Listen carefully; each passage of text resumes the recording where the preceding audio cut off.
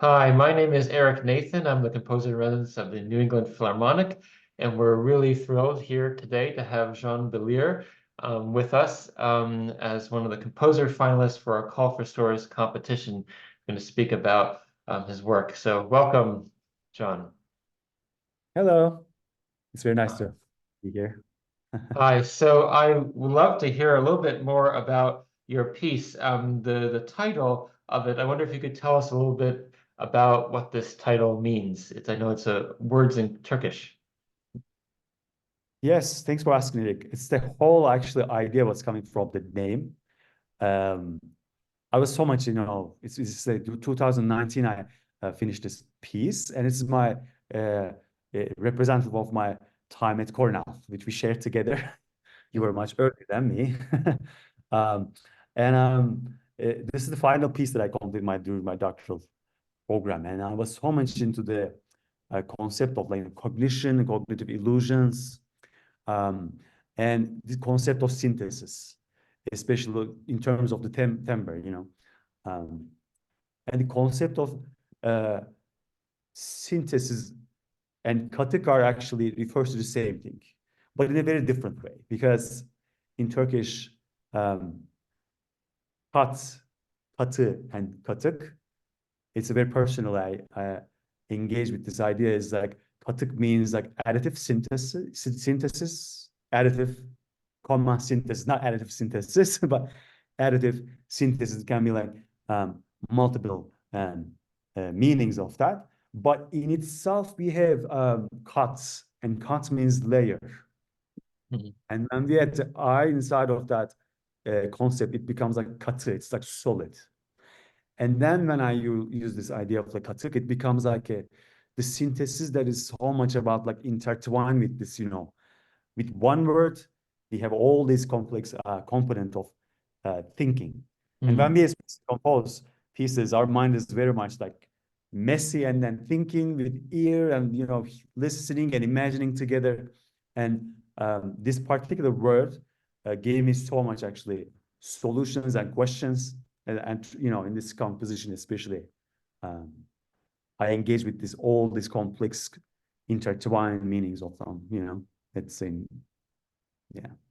Yes, so this work is for symphony orchestra, and as you're saying, there's such a complex layering to the meaning of the word, and in the piece too, there's a range of new techniques and sounds that you're layering together, and I wonder if you might speak a little bit about your approach to writing for the orchestra in this piece.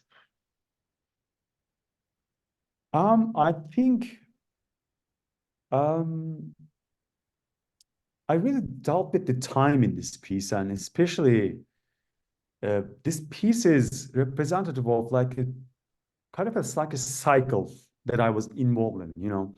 Previously, before this piece, I composed actually düşük and gerileme, and it's all goes to the all of them have similar kind of um, one concept that defines such as like, let's say, gerileme means like recession, but inside of that we have the uh, geri, which means like ger means like tense, tension, Mm. stress. Geri is like recession or like back, and then inside it we have the clash between masculinity and feminine musical representations, and even the ensemble I was using, especially like divided with two women and two men. So this is a cycle that I was actually, especially like 2016, I was doing. In terms of not like they're only a cycle of one particular theme or like a song cycle, but I have been continuing this philosophy behind that concept and uh, uh, making this um, um, not only like we can obtain in English that we are familiar with. And I believe that the language is so much defines what we do because of musical, you know, um, life that we try to give to the instruments or whatever we use. Mhm. Uh, I'm so much excited about considering what language can be and beyond like what we use in our daily life. The techniques that I'm using actually is coming with calculations, of course, and particularly the cognitive illusions. I'm very much excited and very much like incorporating my compositions. But I'm really not like only obtaining them with cognitive, like a scientific proof, because this is in the end, this is an art for me, an expression. So all these complexities come and explains like all the customs that we've been familiar with in music, and such as like orchestral music or electronic music, which I incorporate together in a very different, let's say, new, fresh meanings I try to get. And this composition, particularly, full of those technical elements, such as like Doppler effects. I'm trying to imitate by observation of that. How good example is an ambulance is going, and then the pitch changes when same observation point. And aside from that, such as tritone paradoxes, missing fundamental. These are, especially Diane Deutsche has been writing a lot of I think scholarly work about that, and new book came about it. But aside from that, aside from scientific value, I use all these complex, human auditor aspects to put into much like a new, both dramatic and harmonic language for myself. This is the maybe quick summary about what I do in this piece and the pieces that are connected to this particular piece at that time. And right now I'm also developed a more dramatic line actually involving these kind of questions right now. Yeah. Yes, well, thank you. I thought we might get a minute of this music in our ears after what you've just said, and welcome those that are joining to ask any questions. You can write into the chat too as we're doing this. Let me just share this right now. Right, here we go. We're going to play the first minute of this piece.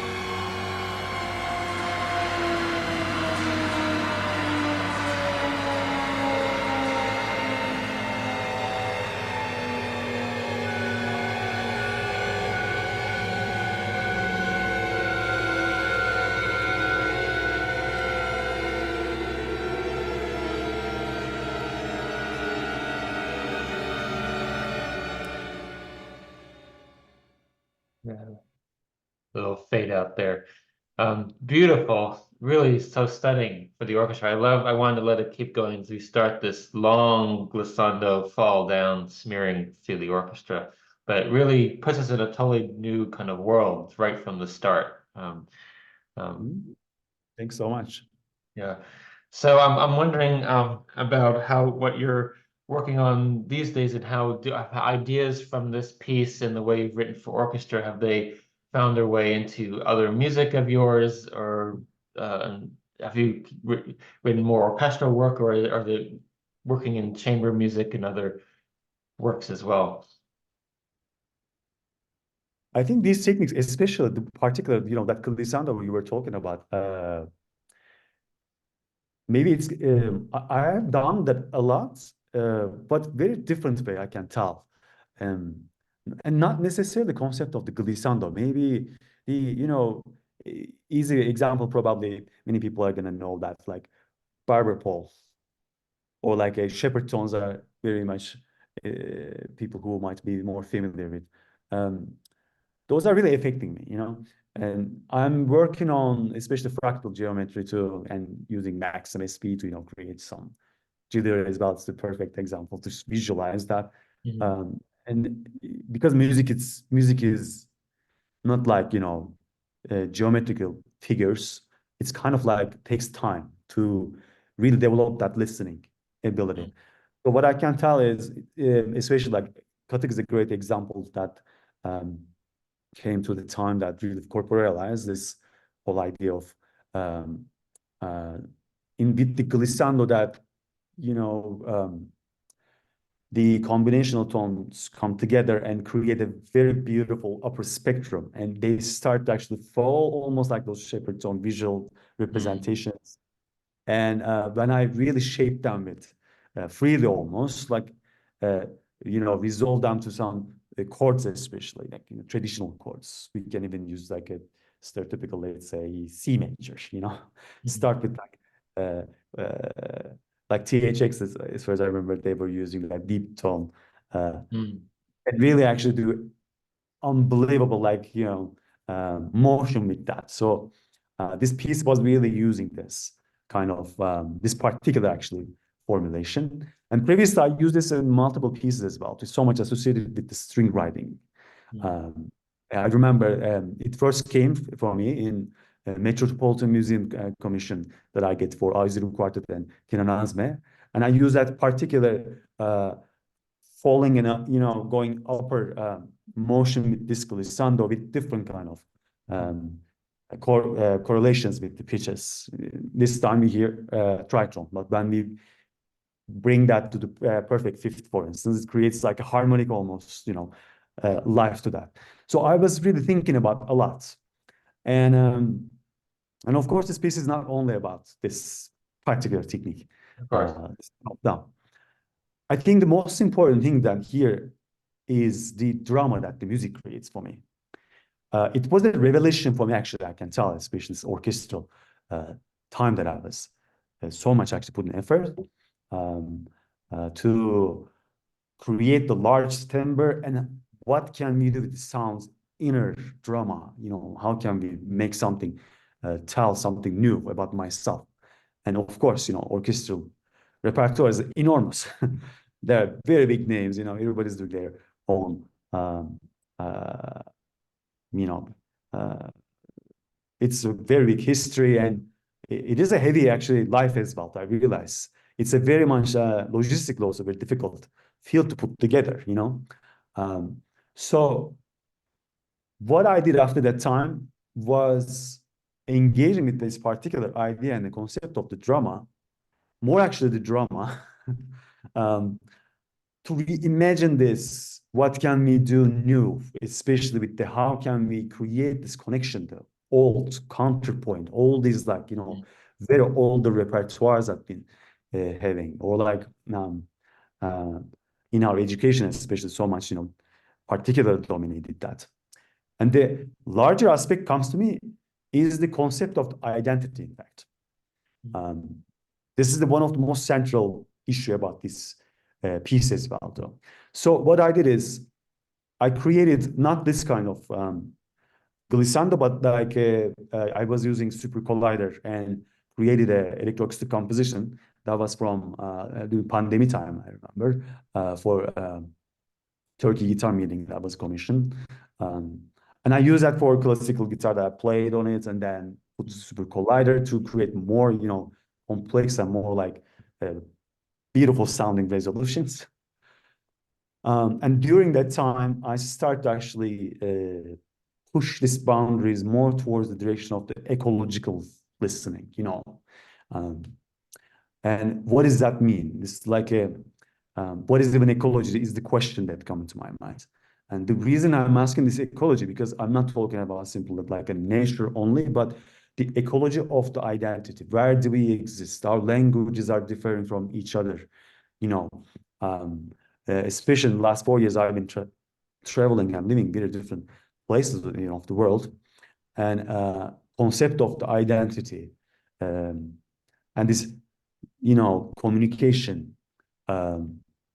How do we put our musical representations or like expressions to be in dialogue with other people, to on one hand create something new with experimenting the physicality a lot, but on the other hand still dealing with so much like cultural or like any sort of discourse actually is one of the central subjects for me.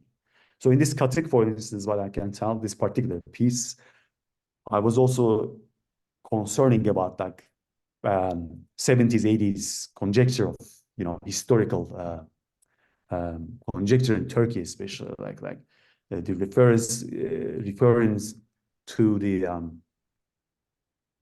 food insecurities that was happening in this particular place, and then right now we have the similar kind of concerns in the world, after especially pandemic. So I'm so much thinking about like this massive world identity, and we as composers, and in this case, me as a composer, actually, how do we situate ourselves in a very much like a massive discourse, historical discourse, orchestral timbral discourse, the orchestration treatises, the orchestration, even the cosmopolitics of maybe even I can say orchestration is the central actually subject for me. So these days I'm more about involved into the storytelling and putting the poetry and prose into my compositions and intertwining with these timbral or cognitive, any sort of like whatever you want to say, harmonic, counterpointal. I don't define these names, but we must put a name for these terms. So I use these terms and then accumulating, squeezing my lines and put some new dramatic compositions these days. Yeah.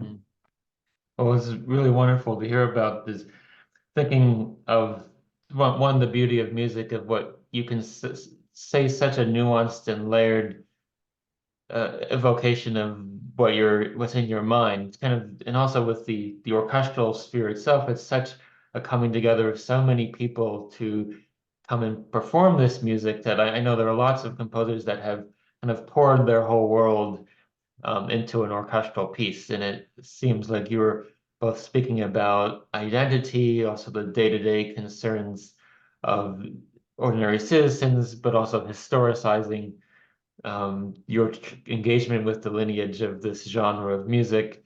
And how all this can be speaking at once too, in a dramatic way. It's the joy and also challenge of approaching one of these large mediums of like the orchestra.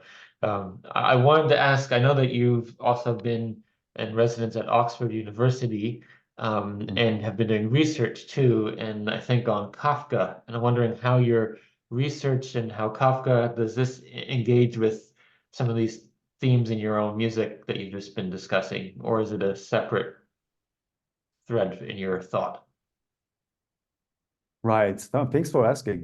I'm actually very fresh about that, more than Katuk. Yeah. Thanks. I was just at Oxford before, and just last week I finalized research aspects of that. Yeah. So yes, since last year I've been working on a very exciting project actually on Franz Kafka. And this year, 2024, is the Franz Kafka's 100 years of death. And I'm a composer in residence, and University of Oxford is hosting lots of, I should give that information, holding many Kafka manuscripts, a very large volume of it. They have a significant, very amazing, brilliant faculty that's dedicated to Kafka. So I was a Baldwin Fellow, Bodleian Library is the University of Oxford's main library, and I was a Albrozantal Fellow at Oxford to do archival research in Franz Kafka's manuscripts, and especially my focus is Franz Kafka's short stories.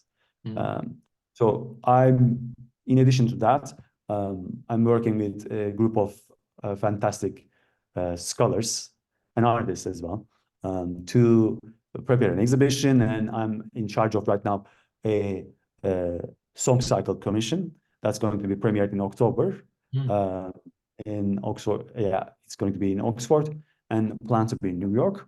I'm going to give information I can send you. Great, exciting. Later. So what I did is recently, in the last especially 3 months, spent significant time in the Kafka's books, published books, first editions, and his original manuscripts to trace a particular pieces, which I look at, especially the I mentioned a little bit about ecology. I'm so much interested in the acoustic ecology, and I'm very much in Kafka, looking at the sound and the imagined sounds that is representation literature, literary representation. The pieces I'm creating a libretto out of my research in there. Especially my focus is silence, almost like a Cagean way, to see to reimagine what a unheard sound can inform me. And I'm really since last March actually working on close readings I'm holding and reimagining what Kafka's sounds could be. It's like a larger question for me. It's also relevant to KAT.I.K as well, because it is full of these environmental ecological sounds, because what is sound, what is an ecology? We can maybe sometimes say like a bird's song, or like anything can be natural, but I especially look at these crossings of imagined sounds, how that they can be practically material sounds in my work, and how can I create my own new expressions out of them. And in Kafka especially, we have many exciting sound worlds, so hopefully you have a chance to listen. So I'm working on that. That's very exciting. So I look forward to hearing the result of this and hope you can share with us information about the premiere for audiences to catch and hear this music as it comes out. Well, this is thank you so much for sharing your work and thoughts with us, and it's exciting to get a deeper look into your world and what's also to come too. Thanks so much for having me. It was wonderful. Yeah. Thank you.